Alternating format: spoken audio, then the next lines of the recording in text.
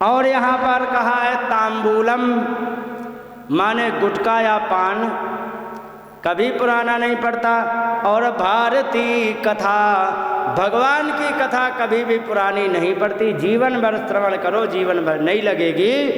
और इष्टम मित्रम, इष्ट मित्र जो होता है, और प्रिया भार्या, बहुत प्यारी पत्नी हो, वो जीवन भर अच्छी लगती, चाहे 80 साल की बुढ़िया हो, चाहे 15 साल की गुड़िया हो, वो जीवन भर, बस शर्त ये है खून पीने वाली ना हो।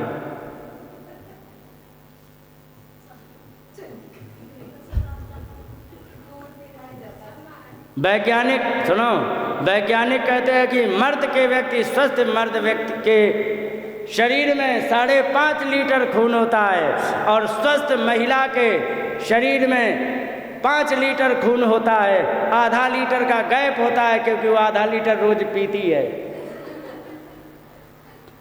भाई बैकअप के लिए जगह चाहिए ना। ये मुस्कुरा रहे, क्या तुम्हें अनुभव है क्या?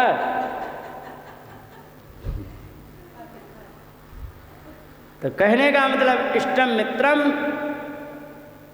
जो तुम्हारा बहुत प्रेमी मित्र हो, और प्रिया भार्या, वो पत्नी जो जिससे बहुत प्रेम किया जाए, कितनी भी पुरानी हो जाए, कभी भी पुरानी नहीं लगती है। ये क्या है कि नूतनानि दिने दिने, ये प्रत्येक दिन नए ही नए रहते। ये भीष्म पितामह का वाक्य है। किसका? भीष्म पितामह का, मेरा नहीं है। युधिष्ठिर से कहा है कि ये चीज़ें कभी भी पुरानी नहीं पड़ती हैं। इसलिए भगवान का भजन करो, और भगवान का भजन करके करना कुछ नहीं, बड़ा साधारण उपाय है। इसलिए भगवान में चित्त लगाना है, और चित्त लगा करके तुम अपना कल्याण कर सकते हो। परीक्षित जी कहने लगे, महाराज क्या बात कर दी, अभी तक तो राजपाट में हमारी सारी जिंदगी चली गई, अब गिनती के 7 दिन, इसमें ढंग से हवन भी करेंगे तो पूर्ण आहुति तक के पहले ही निकल लेंगे, क्या करें, इतने में कुछ नहीं हो सकता। परीक्षित जी ने क्या बढ़िया जवाब दिया है। ठीक है, आपको उत्तर सुनाते हैं उनका, सुखदेव जी का, क्या जबरदस्त जवाब दिया है। यहाँ पर एक बात और बता दें, पहले तो ढंग से सुनाई है खरी खोटी, किसको? परीक्षित जी को नहीं, हमें। क्या कहा है? कहने लगे कि यहाँ पर किम प्रमत्तस्य बहुभी परोक्षैर्हायनैरिह वरम मुहूर्तम विदितम घटेत श्रेयसे यतः। कहने लगे कि अगर जो प्रमत्तस्य माने आलसी व्यक्ति के लिए, किम बहुभी परोक्षैर्हायनैः, हायन कहते साल को, आलसी व्यक्ति के लिए सैकड़ों साल अगर उसे दे दिए जाए तो उसे क्या भला कर पाएगा। लेकिन अगर जो सावधान व्यक्ति है तो उसे, उसके लिए वरम मुहूर्तम, एक मुहूर्त ही उसके लिए पर्याप्त होता है। विदितम घटेत श्रेयसे यतः, जिसे अपना कल्याण करना हो तो एकमात्र मुहूर्त उसके लिए संपूर्ण ज्ञान प्राप्त करने के लिए पर्याप्त होता है। एक बार की बात, कलकत्ता की बात बता दे। कलकत्ता में एक राजा थे, और राजा वॉकिंग के लिए निकले थे। तो वहाँ पर एक बगल में के गांव की, पड़ोस के गांव की, जैसे कि तुम्हारा प्रीतमपुरी हो, ये तुम्हारा गांव थोड़ा पड़ोस में पड़ता है, लेकिन सौभाग्य से बीच में एक नदी छोटी सी पड़ रही थी। तो वो एक धोबिन, ठीक है, अपने पति से कह रही है, अजी सुनो, कहे कि हाँ अभी बहुत दूर जाना है, शाम हो गई है, अभी पार भी जाना है। क्या वाक्य बोला? अभी पार जाना है और शाम हो रही है, दो बातें कही, पार जाना है और शाम हो गई। राजा ने ये बात सुनी, हा, माता क्या कहा? महाराज आपको कुछ नहीं कहा, आपको हम कैसे कह सकते, हम जाए साधारण सी। नहीं माता, क्या कहा, बस इतना बताओ। बस हम अपने पति से कह रहे हैं कि अभी पार जाना है और शाम हो गई है, तो यही कह रहे। राजा की आंखें खुल गई, हा, पार जाना है और जीवन की शाम हो गई। हो गई कि नहीं हो गई? माइनस में चल रही है प्लस में? बताओ। माइनस में। हाँ, नया बच्चा है छोटा तो वो हाँ बुद्धि का ज्ञान करेगा, ज्ञान प्राप्त करेगा, वो तो प्लस में है, ठीक है, लेकिन इस समय तुम माइनस में। तो शाम हो रही है कि नहीं, दिन ढल रहा कि नहीं, अब दोपहर का समय चला गया, सुबह का समय चला गया, इस समय शाम का समय आ गया कि नहीं, और पार जाना है। हा, राजा के कान खड़े हो गए, क्या बात है। अब वो जा कर के बाबा जी बनने की योजना बनाई, थोड़ा और आगे चला तो खड़ा होकर विचार करने लगा, क्या बताया जाए। एक हमारी राजकुमारी है 20 साल की, अगर जो उसका ब्याह नहीं किया तो शास्त्र कहेंगे कि कितना नाकारा बाप है जो अपनी कन्या का कन्यादान नहीं करके आया है और ऐसे ही बाबा जी बन के चला गया। अब हमें करे तो क्या करे, अगर जो भजन नहीं करते तो पता नहीं, ज़िंदगी का कोई भरोसा नहीं है कि आज है कि नहीं है, कल भगवान का भजन कर पाए कि ना कर पाए, पहले उसके पहले ही का यमराज जी उठा लिया, तो क्या करना, तो क्या चाहिए, हमें खुद समझ में नहीं आता है। तो वहाँ पर खड़े विचार कर रहे थे बड़े ध्यान में, तब तक एक पीछे से झाड़ू लगाने वाली आ गई। महाराज एक तरफ हो जाओ। हा, क्या बोला उसने, मतलब उसने तो कहा था कि एक तरफ हो जाओ, हम झाड़ू लगावें, लेकिन उसको तुरंत समझ में आ गई कि क्या बात है माता, आप हमारी गुरु हो, एक तरफ हो जाओ कि लड़की का ब्याह करोगे कि बाबा जी बनोगे, फाइनल कर लो, बीच में झूलते रहोगे कोई फायदा नहीं है, समय बर्बाद हो रहा है, समझ गए। तब एक तरफ होकर के वो चले गए वृंदावन, उन्होंने वहाँ पर मंदिर बनवाया। वो आज भी मंदिर रंगनाथ मंदिर के पास में आज भी बना हुआ है मंदिर, समझ गए, आज भी वो मंदिर है और वहीं पर उन्होंने भजन किया। तो एक बात बता दें, वास्तव में जिसे कल्याण करना है तो यहाँ पर वही तो कह रहे हैं कि किम प्रमत्तस्य बहुभिः परोक्षैर्हायनैरिह। पिछले जाने कितने, आगे जाने कितने साल आ करके चले गए, किसको, प्रमत्तस्य, आलसी व्यक्ति के लिए। क्या उसने उखाड़ लिया, क्या कर लिया, लेकिन यदि सावधान व्यक्ति है तो क्या करना है, तो कहेगी परम मुहूर्तम विदितम घटेत श्रेयसे यतः। अगर जो तुम्हें वास्तव में कल्याण करना है और अगर जो तुम्हारी आंखें खुल गई हैं तो एक मुहूर्त तुम्हारे लिए कल्याण करने के लिए पर्याप्त होता है। परीक्षित जी कहने लगे, महाराज जी आपने थ्योरी बड़ी बढ़िया सुनाई है, बड़ी अच्छी लगी, अगर जो थ्योरी के साथ एग्जाम्पल हो जाए तो आनंद आ जाता। क्या कहा, सिद्धांत तो बता दिया लेकिन उदाहरण दे देते तो मजा आ जाता है ना। तो उन्होंने कहा सुनो उदाहरण ले लो, खट्वांगो नाम राजर्षि ज्ञात्वेयत्तमिहायुष। खट्वांग नाम के राजा थे और उन्हें पता लगा कि हमारी आयु मात्र एक मुहूर्त की बच गई है, और उसी में उन्होंने मुहूर्तात् सर्वमुत्सृज्य गतवान अभयम हरिम, एक मुहूर्त का समय पता लगा तो उसी समय उन्होंने भगवान में अपना ध्यान लगा करके और परम पद को प्राप्त कर लिया उन्होंने। कितनी देर में, एक मुहूर्त में। मुहूर्त कितनी देर का होता है माता, कितनी देर का होता है? मुहूर्तम घटिका द्वयम, एक मुहूर्त 2 घड़ी का होता है और एक घड़ी होती 24 मिनट की। कितनी देर की? 24 मिनट की। तो मुहूर्त कितने मिनट का हो गया हैं? अरे भगवान, हैं 48 का। इतनी तो बुद्धि रखनी पड़ेगी, इतनी गणित कैलकुलेशन यदि जीवन में नहीं है तो फिर बेकार है। 48 मिनट का एक मुहूर्त होता है, माने पौने 1 घंटा, और इतनी ही देर में उसने अपने जीवन का कल्याण कर लिया। अच्छा, बड़ी अच्छी बात है। अंतकाले तो पुरुषा आस्ते गत साधस निर्भय होकर के अंतकाल में पुरुष को भगवान की प्राप्ति के लिए अपने सारे संशयों को छोड़ करके और सारी इच्छाओं का त्याग करके और भगवान के लिए निकल जाना चाहिए। और गृहात् व्रजितो धीरा पुण्य तीर्थ जला प्लुतः। और जब घर से निकले तो कहाँ जाए?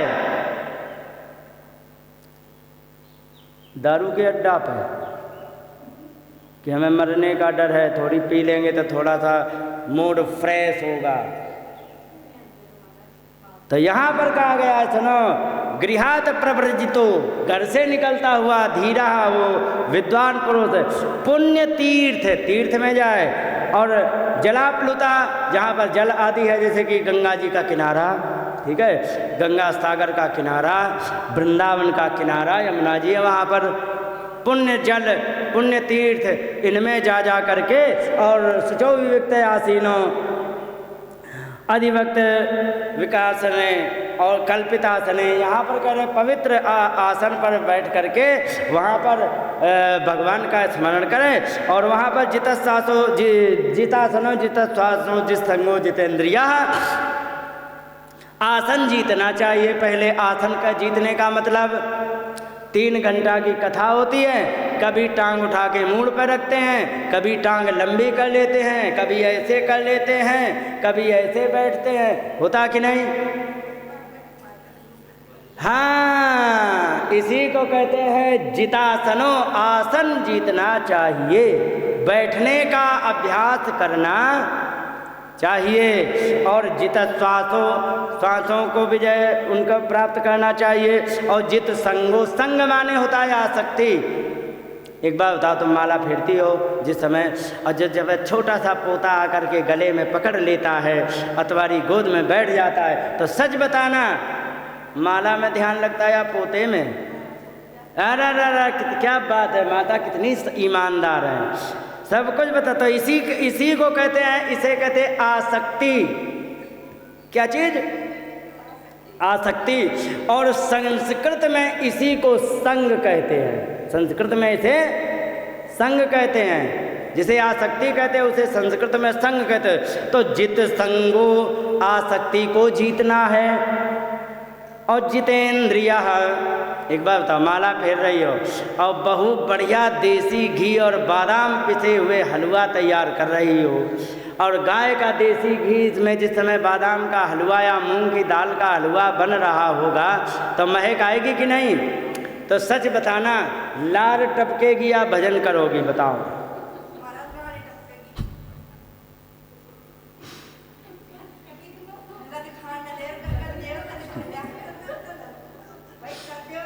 क्या बात है माता, सही बता रही है तुम, सारी बातों का जवाब आप बिल्कुल ठीक देती है।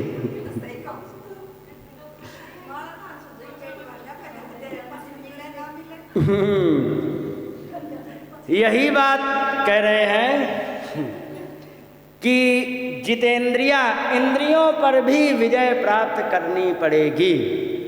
माने कि कोई भी दूसरी तरफ से व्यविधान तुम्हें परेशान ना कर सके। अब एक बात सच बताना, अब तो मैं दूसरा उदाहरण दे रही, तो रही भजन की बात, और किसी को फांसी का आदेश बोल दिया जाए, ठीक है, कि आज के ठीक तीसरे दिन सुबह मॉर्निंग, अर्ली मॉर्निंग 5:30 बजे तुमको लटका दिया जाएगा, तो सच बताना उसको पोते पोतियों की याद आएगी? नहीं आएगी। उसको जीव गोलगप्पे मांगेगी? नहीं मांगेगी, है। और संसार में किसी भी चीज की याद आएगी वो? अच्छा, चोरी करेगा, है? यही नहीं आती। क्या याद आती? आहा हा, ठीक तीसरे दिन हम लटका दिए जाएंगे, जीभ इतनी निकल के बाहर आ जाएगी, आंखें निकल आएंगी, 15 मिनट लटके रहेंगे, फिर क्या होगा क्या नहीं होगा मुझे खुद पता ही नहीं होगा, होगा कि नहीं? तो उस समय याद नहीं आएगी किसी की भी। लेकिन भगवान के भजन करने में दुनिया की कोई भी ऐसी याद बाकी नहीं जो याद ना आती है। सच है कि नहीं? यही होता है। तो यही कह रहे जितासनो जित श्वासो जित संगो जितेंद्रिय। एक बात बताओ, जब जरा से हलवा के बनने पर भजन भाव छूट जाता है तो बाकी सारी चीज़ें जीतना सरल है कि आसान है? सारी चीज खत्म। और कहा स्थूले भगवत रूपे मनः संधारयेत धिया, विशाल भगवान के रूप में मन से उनका ध्यान करना है और इसी प्रकार से भजन किया जाता है। और इस प्रकार से उन्होंने समझाया। और यहाँ पर बड़ी बढ़िया बातें कही हैं। था कबीर नाम सुयावदर्थ स्याद प्रमत्तो व्यवसाय बुद्धि। ये तो प्रवचन जो आगे का है ना, ये तुम्हारे लिए नहीं है, वो उनके लिए है जो कह रहे थे कि हमारा नंबर कब आएगा। वे बैठी है कोने में, वो बैठी कोने में पीला दुपट्टा डाले, उनके लिए है। यहाँ पर कहा है, सुनो, यहाँ पर एक बात कही है, अतः ये बैठी है ना किनारे पर, कह रही थी हमारा नंबर कब आएगा। हाँ, यहाँ पर कहा अतः कबीर नाम सोयावत अर्थ है। विद्वान को चाहिए पदार्थों में जितनी आवश्यकता उतनी ही व्यवहार करना चाहिए। तो ये परीक्षित जी के लिए है, तुम्हारे लिए नहीं। तुम सब कुछ पकड़े भी रहो तो भी काम चल जाएगा, लेकिन ये भगवान का भजन तो करना पड़ेगा। बोलिए गोविंद भगवान की जय। यहाँ पर एक बात और कही है, कहने लगे कि अगर जो आप संसार में सब चीज़ चाहो तो अलग अलग चीज़ों का डिपार्टमेंट भगवान ने अलग अलग देवताओं को दे रखा है। तुम्हें रूप चाहिए, वेरी ब्यूटीफुल होना है। अरे सुनो तो, हम तुमसे कौन कह रहा है कि तुम्हें ब्यूटीफुल होना है, पहले सुनो तो। तो यहाँ पर अगर जो किसी को वेरी ब्यूटीफुल होना है तो उसका डिपार्टमेंट है गंधर्वों के पास, लिखा है रूपा विकामो गंधर्वान। अगर जो रूप की कामना हो, सुंदर होना है तो गंधर्वों की उपासना करो, वो तुम्हें सुंदर बना देंगे। और स्त्री कामो तरर्वशी, और स्त्री की कामना हो तो उर्वशी अप्सरा का आराधन करना चाहिए। और इस प्रकार से बहुत सी बातों को लिए आयु कामो अश्वनी देवी देवो पुष्टि कामो इलाम यजेत। और कह रहे कि यदि लंबी आयु की कामना हो तो अश्विनी कुमारों की पूजा करें, और पुष्टि माने मोटा ताजा होना है तो इला देवी आदि की पूजा करें। इस प्रकार से अलग अलग देवताओं को सबको अलग अलग डिपार्टमेंट दिया गया है। और देवी मायाम तू श्री कामो, तेज की कामना हो तो माया देवी की पूजा करो। और तेज कामो विभावसु, तेज की कामना हो तो विभावसु देवता की। और वसु कामो वसून, वसु माने ऐश्वर्य चाहिए तो वसुओं की पूजा करो। ये देवताओं के नाम है। और रुद्रान वीर कामोथ वीर्यवान, और वीर्य माने होता पराक्रम, पराक्रम माने वीरता शूरता यदि चाहिए है तो रुद्र की कामना करने, पूजा आराधना करनी चाहिए।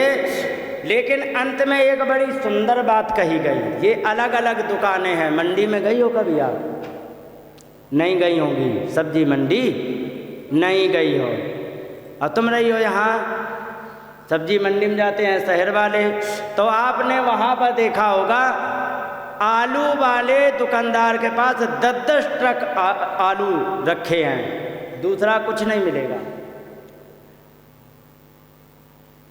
प्याज वाले के पास 4-4 ट्रक प्याज रखा, लहसुन वाले के पास लहसुन का गोदाम रखा, सबका अलग अलग रखा है, होता है कि नहीं? लेकिन जो तुम्हारे गांव की दुकान है उसमें 5-5 किलो सब मिल जाएगा। तुम्हें मिलता है कि नहीं? प्याज चाहिए, हाँ मिल जाएगा। लहसुन चाहिए, मिल जाएगा। आलू चाहिए, मिल जाएगा। बैगन चाहिए, मिल जाएगा। तोरई सब मिल जाती कि नहीं? तो ऐसी एक और दुकान है। भगवान ने सबको अलग अलग चीज़ों की दुकान लगा के दे दी। और एक दुकान ऐसी थी कि सबसे थोड़ी थोड़ी सौदा रख के अपनी खुद लगा के बैठ गए। ठीक है, क्या क्या लगा के बैठ गए तो सुनो। यहाँ लिखा है कामः सर्व कामो वा मोक्ष कामो उदार धी। यदि तुम्हें अकामः कुछ भी नहीं चाहिए, जैसे इनको क्या चाहिए बताओ? नौकरी चाहिए इनको, वे जो बैठी हैं नौकरी इनको चाहिए, अब नहीं चाहिए। केवल इनको बस भगवान के लिए मुक्ति चाहिए। और सर्व काम हुआ, अगर जो मान लो 20-22 साल का लड़का हो, लड़की हो, तो उसे सब चाहिए, बढ़िया घर चाहिए, बढ़िया वर चाहिए, बढ़िया बालक बच्चे चाहिए, बढ़िया विद्या चाहिए, बढ़िया नौकरी, सब चाहिए कि नहीं। तो सर्व काम हुआ, अगर जो सारी कामनाएं तुम्हारे पास हो। और मोक्ष काम, अगर जो मोक्ष प्राप्त करने की कामना हो तो भी तो करो क्या कि तीव्रेण भक्ति योगेन यजेत पुरुषम परम, तीव्र भक्ति योग से परम पुरुष परमात्मा की आराधना करो, तुम्हें सब मिल जाएगा। समझ गए। तो एक बात बताओ माता, जब सबको अलग अलग डिपार्ट दे ही दिया था कि तुम्हें रूप दे देना, तुम मोक्ष दे देना, तुम ये दे देना, तुम वो दे देना, तो अपनी दुकान लगा के क्यों बैठ गए? क्यों? फिर अपनी दुकान अलग से लगा के क्यों बैठ गए? उनसे कंपटीशन करने के लिए, कस्टमर काटने को? क्या विचार था? तो सुनो, इसका उत्तर है अलग। क्या? अच्छा, डॉक्टर के यहाँ दवा मिलती है कि नहीं? और मेडिकल स्टोर पे दोनों जगह मिलती है ना? अंतर क्या है?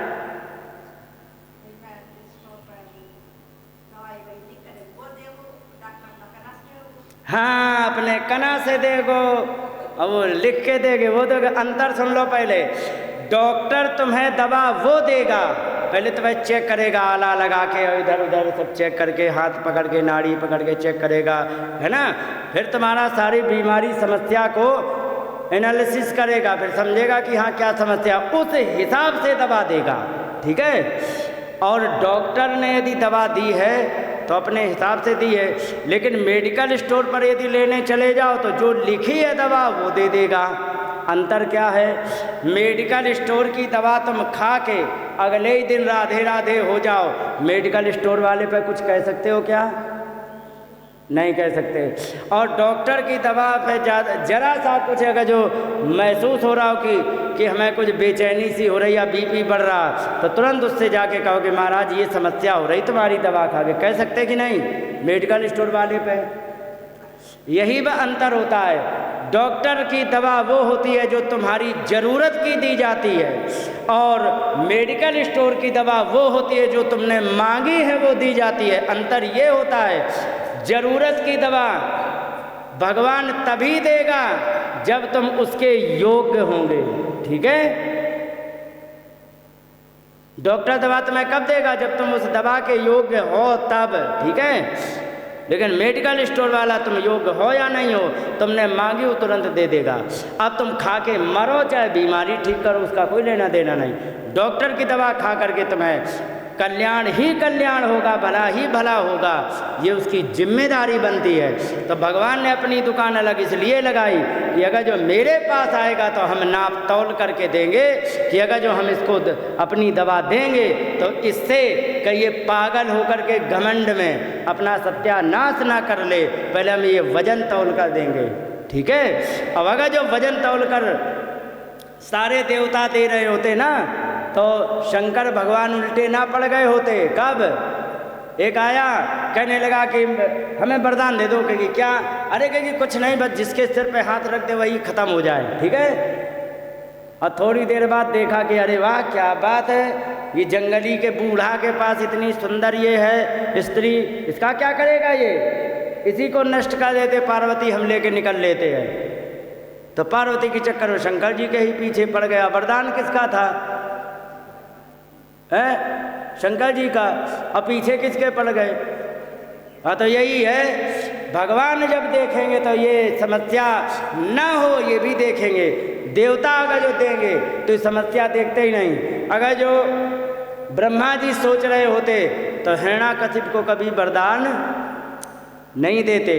तो यही चीज़ें होती है भगवान के देने में और अन्य देवताओं के देने में। अन्य देवता तुम्हें एक दिन में कहो धनी कर दें, लेकिन तुम अगले दिन तुम्हारी बर्बादी की यदि स्क्रिप्ट भगवान ने लिख दी है तो उसमें तुम्हारी सहायता कुछ नहीं करेंगे, खड़े होकर दूर तमाशा देखेंगे।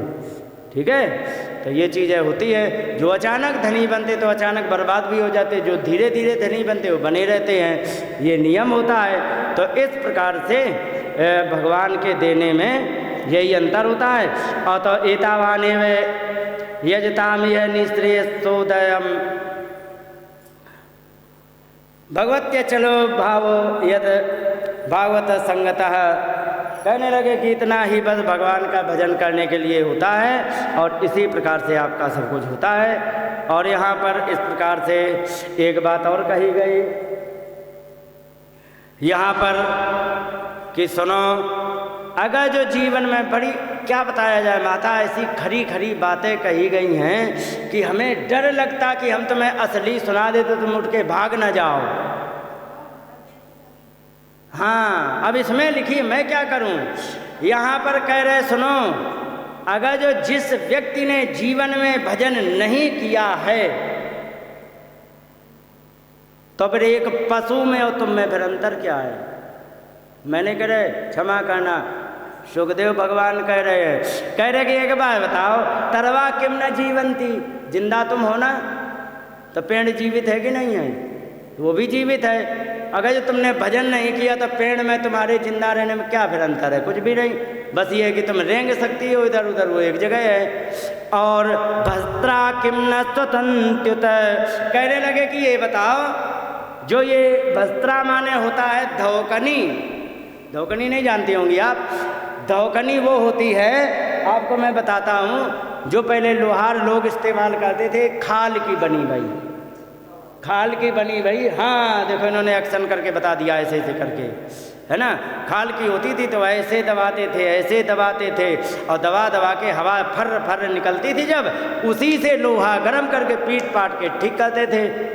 उसको कहते हैं भस्त्रा, माने धौकनी। किम न स्वसंत्युत, क्या वो सांस नहीं ले रही है? वो उसके अंदर भी तो हवा जा रही निकल रही है, निकल रही कि नहीं? तो तुम्हारे अंदर भी हवा जा रही और निकल रही है, निकल रही कि नहीं? और भजन ना करो तो फिर उस धौकनी और तुम में फिर क्या अंतर रह गया? धौकनी में इतना ही तो अंतर है कि वो भजन नहीं कर सकती है। और इसके बाद है न खादंती न मेहंती किम ग्राम पशवो परे। एक बात बताओ, कुत्ता, सुअर, गधा, सच बताना ये खाते हैं और राधे राधे करने भी जाते होंगे, हैं? जाते हैं ना? ये समझ गए मैं किस की बात कर रहा हूँ। जाते हैं। और एक बार बताओ, बालक बच्चे होते कि इनके कि नहीं? अरे इनका एवरेज अच्छा, कुतिया 4-5 देती है एक बार में, सोनिया का तो और ज़्यादा अच्छा एवरेज है कि नहीं? तो यहाँ पर लिखा है मेहन आदि, और इनके बालक बच्चे भी होते हैं, और बालक बच्चे मनुष्य के होते हैं। तो अगर जो भगवान का भजन न करे तो कुत्ता बिल्ली सुअर में और बिना भजन किए मनुष्य में अंतर क्या? फिर कैसे तुम्हें पहचाना जाए कि हाँ मनुष्य बन के आया, मनुष्य का काम किया है तुमने? करनी से, शकल से नहीं। शकल से तो तुम मनुष्य दिखाई पड़ रहे हो तो ठीक है, करनी से कैसे पहचाना जाए कि तुम मनुष्य हो? इसके बाद कहा गया सविट बरा होष्ट खरई संतुता पुरुष पशु। कुत्ता यहाँ पर कह रहे हैं ये जो होते हैं कुत्ता, और बराह माने सुअर, गधे, ऊंट, ये सब के सब ऐसे मनुष्य की स्तुति करते हैं जो भजन नहीं करते कि अरे वाह भाई साहब, हमारी तुम्हारी तो एक ही जात है, हाँ हम तुम तो एक ही जैसे हो। नयत कर्ण पथो पे तो जातो नाम गदाग्रज। जिसके कानों में भगवान का नाम नहीं जाता है ना, तो उनसे तो कुत्ता बिल्ली गधा ऊँट खच्चर अच्छे हैं। और आगे का बिलेबतो रुक्रम विक्रमान ये न संवतो कर्णपुटे नरस्य जिह्वा सते दादुरिकेव सूत न चोप गायत उर्गाय गाथा। इसका क्या बात बताई जाए, इतना बढ़िया इसका अर्थ, सबसे बढ़िया अर्थ तुलसीदास जी ने अपनी चौपाई में किया हुआ है। कौन कौन है? ईमानदारी से बताना, रामचरितमानस का जो पाठ करते हैं कोई है? उसमें लिखा हुआ है, यहाँ पर लिखा है यहाँ पर आया कि जिन हरि कथा सुनी नहीं काना,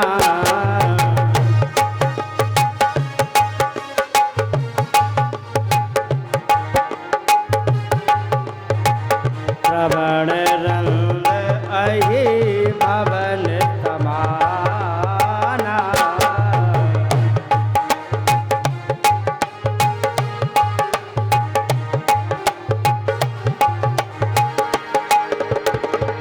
जो ना कर रघुपति गुण गाना, जो ना करे रघुपति गुण गाना, जी है तो दादुर जी है समाना, जी है तो दादुर।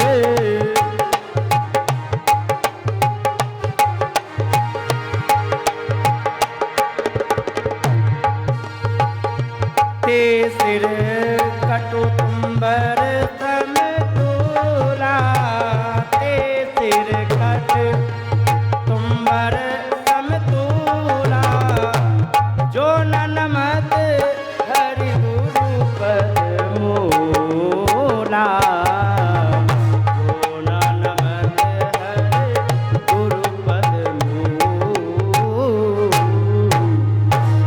कितनी बढ़िया बात कही गई, जो मतलब कॉमा फुल स्टॉप का भी अंतर नहीं है। शब्दों की तो बात बहुत दूर कर दो। यहाँ लिखा है विलेपतो रुक्रम विक्रमान ये ना सर्वतो कर्णपुटे नरस्य। अगर जो किसी ने भगवान के चरित्रों को श्रवण नहीं किया तो क्या है, बिल, वो सारे के सारे बिल हैं। किसके? चींटी के मान लो, चाहे तुम सांप के मान लो। लेकिन यहाँ पर कन्फ्यूजन छोड़ दिया सुखदेव भगवान ने कि तुम बिल मान लो, तो बिल तो कई के होते, चूहा के बिल होते, सांप के बिल होते। सांप का तो होता नहीं, वो तो कब्जा करता है। चींटी का बिल होता है, दीमक का भी बिल होता कि नहीं। लेकिन यहाँ पर तुलसीदास जी ने कन्फ्यूजन खत्म कर दिया। उन्होंने सीधे से कहा जिन हरि कथा सुनी नहीं काना, तो श्रवण रंध्र माने कान के छेद, अहि भवन समाना, सांप के घर है। लो आगे की बड़ी सुंदर बात कही, जिह्वा सती दादुर केव सूत न चोप गायत उरु गाय गाथा। कहने लगे कि जिह्वा असती माने वो दुष्ट जीव, अगर जो तुमने भगवान का स्मरण न च उपगायती उर्गाय गाथा, यदि भगवान के कीर्तन भजन कथा नहीं कर रही है तो वो तुम्हारी जो जीव है ना, वो केवल दादुर केव स्तूत, वो केवल और केवल मेढक की जीव के समान है। अच्छा यहाँ पर, अच्छा इसमें दोनों लोग एक बात पर सहमत हैं। कौन? सुखदेव भगवान और तुलसीदास जी। यहाँ पर इन्होंने नहीं फेर बदल किया, वहाँ पर बिल नहीं बताया, इन्होंने बता दिया वो सांप के बिल के समान है तुलसीदास जी ने। यहाँ पर दोनों एक बात पर ही है। यहाँ लिखा है कि जो न करई रघुपति गुण गाना, जी है तो दादुर जी है समाना। वो जी है माने जीव दादुर की जीव है, दादुर माने मेढक की। अच्छा मेढक की जीव दोनों लोग क्यों कह रहे हैं बताओ? अच्छा आप लोगों से एक प्रश्न पूछता हूँ, मान लो किसी कुत्ते को किसी ने डंडा मार दिया, ठीक है, तो चिल्लाएगा, काएं काएं काएं काएं करेगा कि नहीं? और कोई दयालु धर्मात्मा व्यक्ति हो, ठीक है, तो तुरंत उसकी तरफ देखेगा और सोचेगा किसने इस कुत्ते को मार दिया व्यर्थ में, सोचेगा कि नहीं? अब अगर जो मान लो कि अचानक बैठे बैठे कुत्ता तेजी से भौंक पड़े तो सबके कान खड़े हो जाएंगे कि क्या बात है, जो कुत्ता एकदम अचानक से, मतलब है कि नहीं उसके बोलने का, कुछ ना कुछ तो मतलब है। अचानक भौंक पड़ा तो ही सोचेंगे कि क्या बात है, और किसी ने यदि लट फटका दिया तो भी सोचेंगे कि यार मतलब जिसकी वाणी भी नहीं ढंग से बोल नहीं सकता है जो जीव, उसको लट किसने दे दिया, सोचेगा कि नहीं व्यक्ति। तो एक बात बताओ, कुत्ते के बोलने का मतलब होता है, बिल्ली जब बोलती तो सब जानते हैं कि हमें लगे कुछ अनिष्ट होने वाला, कुछ तो अर्थ है कि नहीं। लेकिन जिस समय मेढक टर्र टर्र करता है तो आप लोगों में से कौन कहने गया कि भाई साहब तुम्हारी क्या तकलीफ़ है जो तुम टर्र टर्र कर रहे हो, पेट दर्द है कि भूखे हो? कोई पूछने गया तक नहीं गया। क्यों? क्योंकि उसके बोलने का कोई मतलब है ही नहीं। सच है कि नहीं? और जबकि कुत्ते के बोलने का मतलब है, भौंक पड़ा तो मतलब है, डंडा मार दिया तो बोला तो मतलब है कि नहीं? लेकिन मेढक के बोलने का कोई मतलब है? उत्तर है नहीं। तो यहाँ पर दोनों एक मत पर है कि अगर जो तुमने भगवान का भजन नहीं किया तो तुमने जो भी बोला है आज तक सब उसका कोई भी मतलब आज तक का बोलने का नहीं है। समझ गए? ये बात कही। और इसके बाद भारा परम पट्ट किरीट जुष्टम अब तमांगम नमेद मुकुंदम। और यहाँ पर कह रहे कि तुम्हारी खोपड़ी जो है ना केवल तुम्हारे शरीर पर बोझ की तरह है, अगर जो ये भगवान के चरणों में ये नहीं झुकी तो। तुलसीदास जी भी यही कह रहे, उन्होंने तो बिल्कुल अलग ही कह दिया। कह रहे हैं ते सिर कटु तुम्बरी समतूला। तुम्बर कहते हैं एक लौकी, तुमने देखी है? लौकी देखी है? लंबी लंबी होती, एक गोल गोल होती है, होती कि नहीं? तो दोनों की सब्जी बनती है। और एक कड़वी लौकी होती गोल वाली, सब्जी बनाओगी? कोई नहीं बनाएगा। क्या काम आएगी?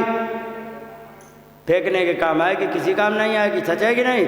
अगर जो तुम्हारा यही कह रहे तुलसीदास जी कह रहे कि अगर जो तुमने भगवान के सामने अपने सिर को नहीं झुकाया तो तुम्हारा सिर लौकी जैसा नहीं, कड़वी लौकी जैसा जो किसी काम आने वाली। सच है कि नहीं? अच्छा, आग में जला के कोई किसी ने काट के से खोपड़ी रख ली है कि हमारे दादाजी है ये देखो उनकी खोपड़ी काट लाए है, किसी ने रखी? आग में जलने के बाद सब राख हो जाना है ना, क्या मतलब निकलने वाला है? उसका इतना ही मतलब निकलेगा कि भगवान को यदि तुमने प्रणाम कर लिया वही तुम्हारे लिए है। नहीं तो तुम्हारी खोपड़ी काट के कोई नहीं रखेगा कि यहाँ देखो हमारी दादी जी हुआ करती थी। रखेगा कोई? नहीं रखेगा। कुछ नहीं होना, अंत में राख बन जाने वाली। सच है कि नहीं? तो कही कि ते सिर कटु तुम्बर कड़वी लौकी की समान समतूला जो न नमत हरि गुरु पद मूला। जो भगवान के गुरु के चरणों में ना झुके जो सिर, तो उसके कोई मतलब नहीं। एक बात और बात कही गई है, शावौ करो यो न कुरुते सपर्याम हरे लसत कांचन कंकणों वा। कहने लगे कि शावौ करो, अगर जो तुमने भगवान के लिए अच्छे कर्म नहीं जीवन में किए अपने हाथों से, तो तुम्हारे हाथ मृत मतलब मुर्दे हैं हाथ में, उनका कोई मतलब नहीं है। समझ रहे हो? मतलब ये मरे हुए हाथ के समान हैं, इनका कोई मतलब नहीं। अच्छा, मरा हुआ हाथ पवित्र होता है कि अपवित्र होता है? सच बताओ। है? अपवित्र होता है ना? वैसे ही है अगर जो भगवान का भजन तुमने नहीं किया। एक बार क्या हुआ, पवित्र पवित्र की बात याद आ गई तो एक बात सुना मैं।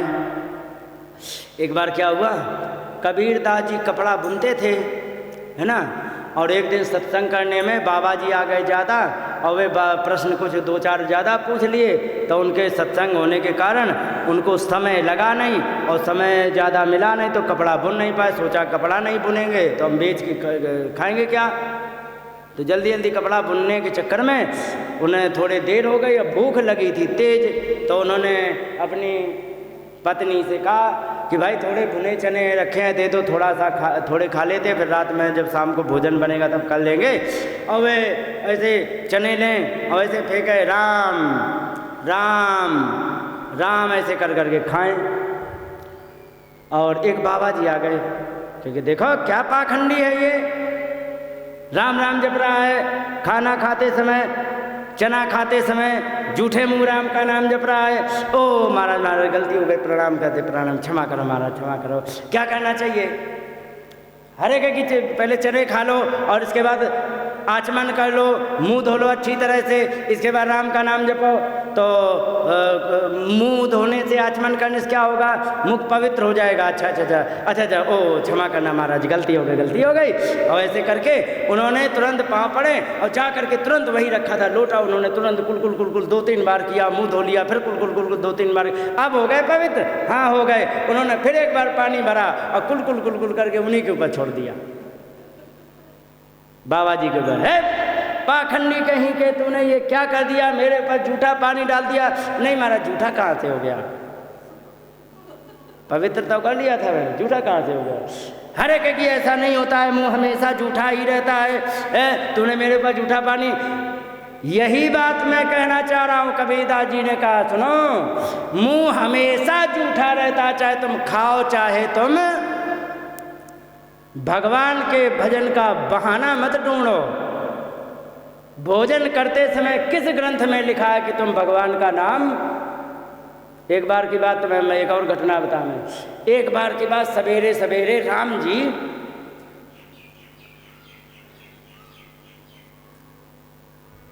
करहा रहे थे। करहाना जानती हो, ऐसे कर रहे थे, और सारे सर्जन, फिजिशियन और जितने MBBS एलोपैथिक के जितने भी हाई क्लास के जितने भी डॉक्टर थे सब लगे थे। कोई आला लगाया था, कोई नब्ज देख रहा था, कोई कुछ तैयार कर रहा था, सब लगे थे। और वहाँ पर हनुमान जी ने वहाँ पर क्या हो गया महाराज, क्या हो गया। तो बाहर एक वैद्य ने सूचना दी कि भगवान के किसी ने आज थप्पड़ मार दिया। हाँ, ये बात सुनी, हनुमान जी कैसे इस तरह पामे। अरे हनुमान जी ने तांडव कर दिया। अरे जिस समय वे उछल करके बिखरे, है सच बताओ, सभी वानरों को बुला लिया, चारों तरफ से लंका, वो क्या कहते हैं, अयोध्या वासियों को बुला लिया। बताओ सब लोग, ईमानदारी से बता दो, किसने हमारे प्रभु राम जी के थप्पड़ मारा, जल्दी बताओ। अब किसी ने मारा हो तो हाँ करे, लेकिन प्राण सबके कांपे कि पता नहीं किसके आज आखिरी दिन चल रहे हैं, किसके हाथ लग गए, ये इनके हाथ कौन लग जाए और राधे राधे हो जाए, इनसे कौन कांप सब रहे, हाँ कोई नहीं करे। अब बिना अपराध सिद्ध हुए कैसे दंड दिया जाए। तो चलो फिंगरप्रिंट मिलाओ। राम जी बुलाए गए बाहर, फिंगरप्रिंट मिलाना शुरू किया, थप्पड़ दिया था ना, तो ऐसे करके मिला रहे थे। सुग्रीव के मिलाए गए, नल के मिलाए गए, नील के मिलाए गए, अंगद के मिलाए गए, सबके अनमैच निकल गए, सबके अनमैच।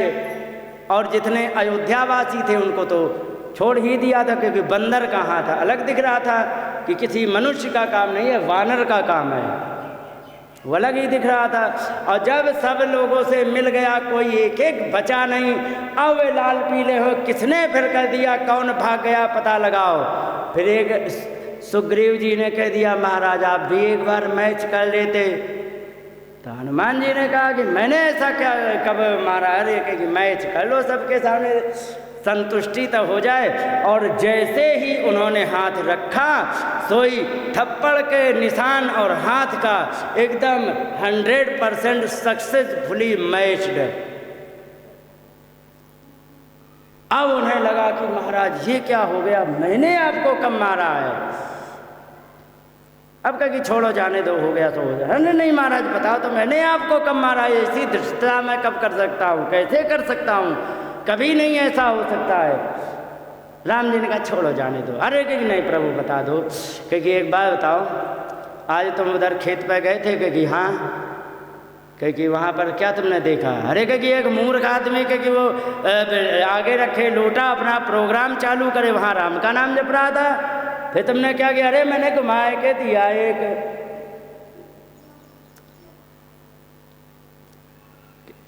तब राम जी ने कहा एक बात बताओ, तुम्हारा एक घूसा तुमने पता है किसको मारा था। क्योंकि हाँ किसे मारा था, क्योंकि रावण को मारा था। क्या हुआ था, अरे तुरंत क्योंकि बेहोश कोमा में चला गया था रावण। एक घूंसा पड़ते ही पहले तो हनुमान जी को मारा, तो वो तुरंत घुटने के बल बैठ गए, थोड़ी देर ऐसे करहाते रहे। उसके बाद जब थोड़ी दम मिली तो खड़े हो गए।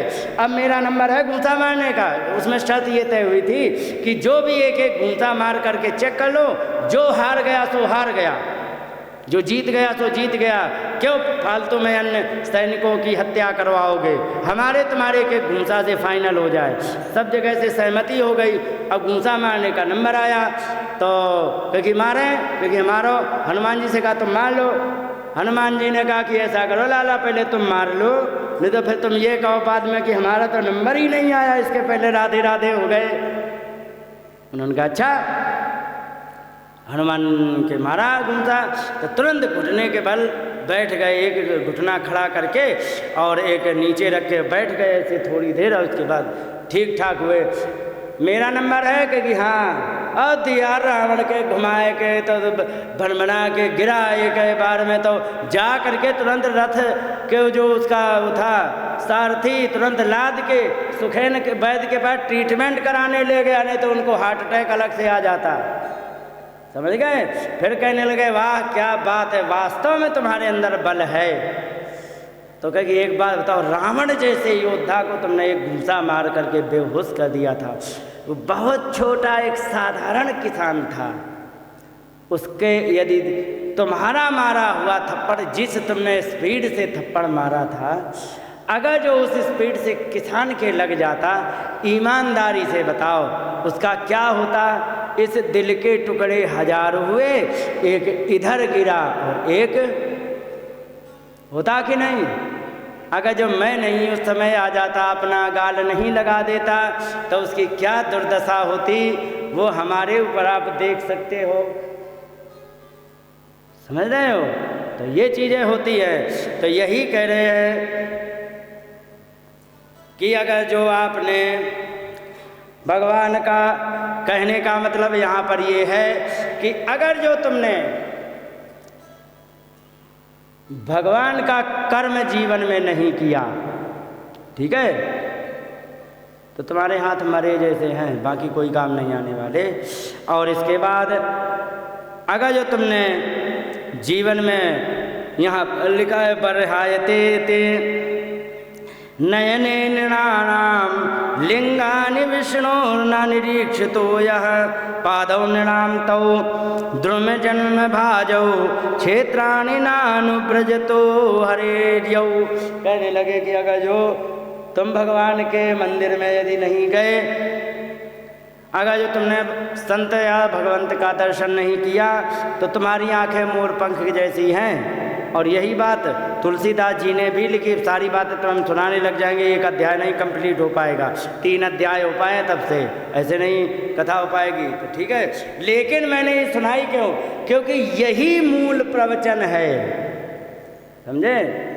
कथा तो सब जानते, सुदामा जी गरीब थे और भगवान के यहाँ चावल ले गए, खा लिए, सब जानते कि नहीं?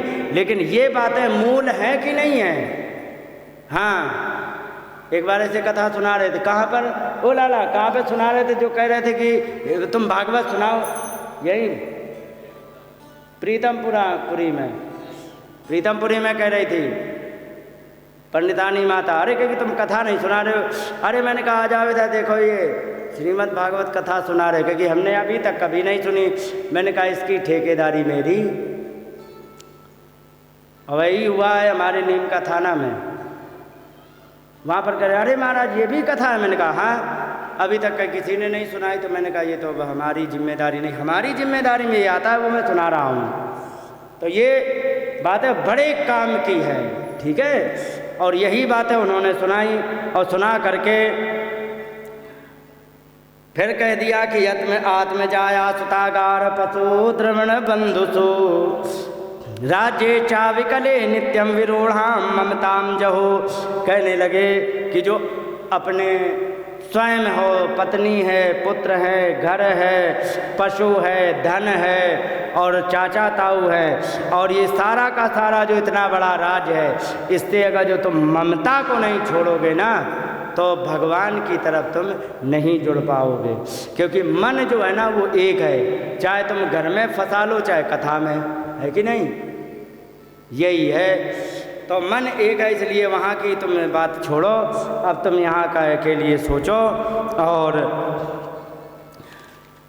क्या करना है इस पर विचार करो। इसके बाद भगवान सुखदेव ने यहाँ पर बढ़िया सी स्तुति की है और आगे कथा प्रारंभ करते हैं। बोलिए गोविंद भगवान की।